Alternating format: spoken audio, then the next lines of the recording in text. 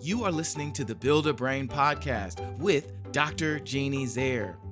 Join the quest to shape an efficient brain that fires on all cylinders and runs like a fine-tuned machine. You are now in the capable hands of an international presenter and a pathologically optimistic brain builder. Dr. Zehr will give you the right blocks to build that 3 pounds of cerebral muscle for you, your child, or the young adult you teach or mentor. Block by block, thought by thought, now is the time to build a better brain. Let's get started. Hi, I'm Sharon from Adrian, Michigan, and I'm so glad that you found Build a Brain. You know, my favorite thinking skill is identifying relevant cues. Dr. Zehr has helped me to strengthen my ability to define student challenges by really using this thinking skill of identifying relevant cues. Welcome, friends, to episode 6, where we are going to search for relevant cues. We are working in the elaboration phase of the thinking skills. We also call them power tools for the mind here at the MindCAP Center. And searching for relevant cues is just one of my favorite. When Professor Feuerstein was recognizing what was not working well for those Holocaust survivors, he had another word for it. Well, he was recognizing what was not working.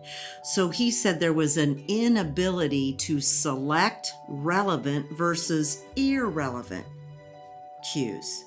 Okay, so what do you think, kid boy? Does that mean like you can't focus on the right things at the right time? Ah, yes, that is one way to look at it.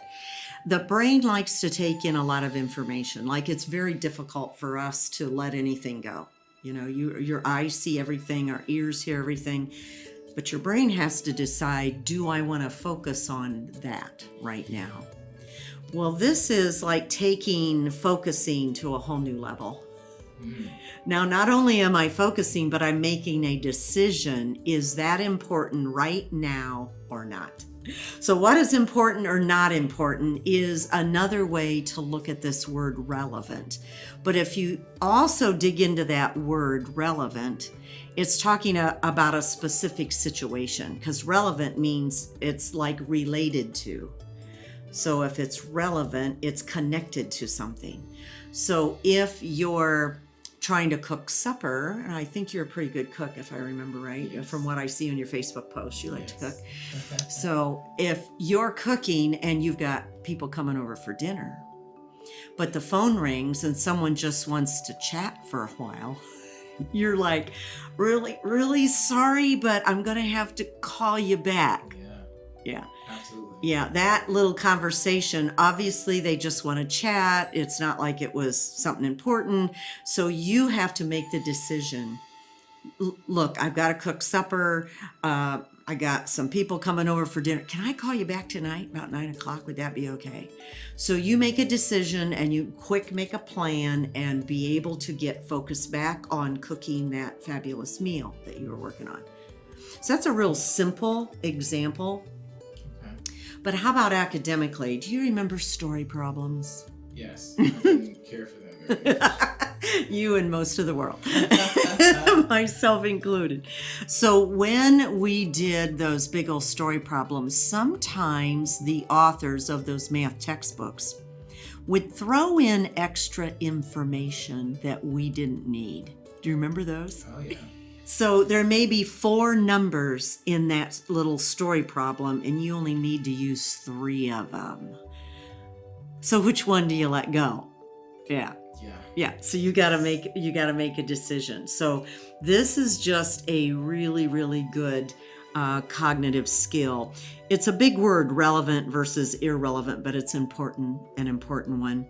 We often get sidetracked in life because we chase what is not relevant at any certain time or any certain day.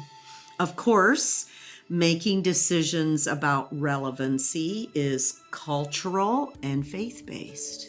Absolutely. Makes a big difference on what we're going to decide is relevant.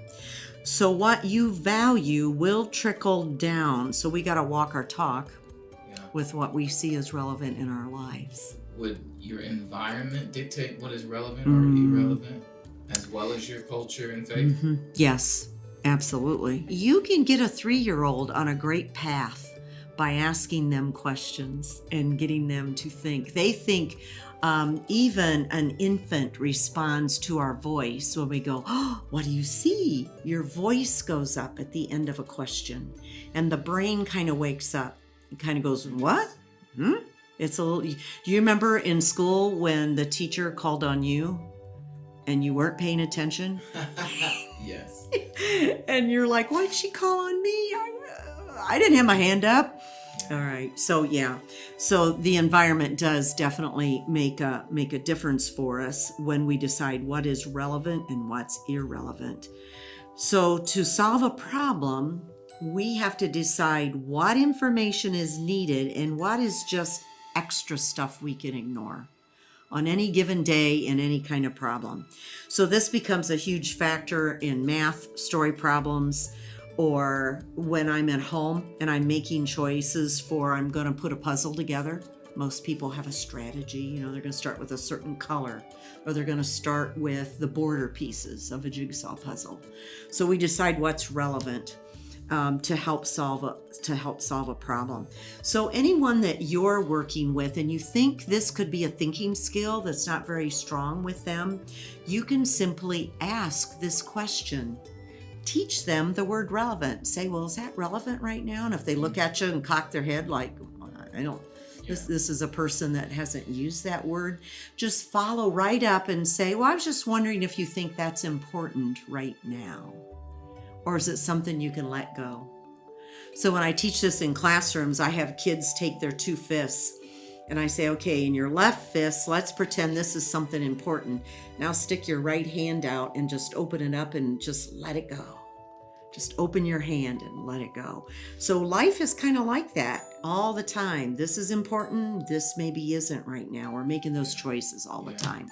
Yeah, that's really interesting. And that can be really confusing for kids because I feel like when you're a child, everything seems like an emergency. Good point. Yeah. Everything seems like it's super important, especially when adults say it. Well, they're just trying to figure out the world. That's why these questions are so important, that we give good questions to kids so they can stop and think. And when we ask questions, we give wait time.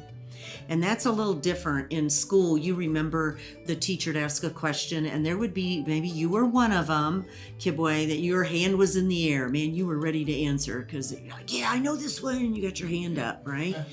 And so teachers tend to grab the first kid. There was a study done that most teachers wait about 1.5 seconds before they call on somebody. And teachers know their students.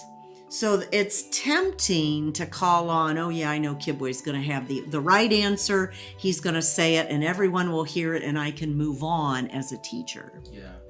But what if Justin over here, what if he struggles in this subject, but he's got his hand up? And as a teacher, I'm going, oh, he's probably just, he's taking a stab at it. But I could give him a chance, right? I could give him a chance. So giving kids an opportunity to, by giving some wait time and let them think a little bit. And you can do this with one-on-one mentoring so much easier than classroom time. It's difficult. That wait time is tough. Some other questions you could ask is, what is important? Okay, I've said that one already. What is important? Or how did you decide it's important? That's a really good question. Yeah. How did you decide this is important right now? Well, how do you think most young people or children decide importance? Because they like it. Yeah. Okay. Why'd you buy that one? Because I like it. Okay, but now I want to just keep going a little bit here. Tell me why you like it.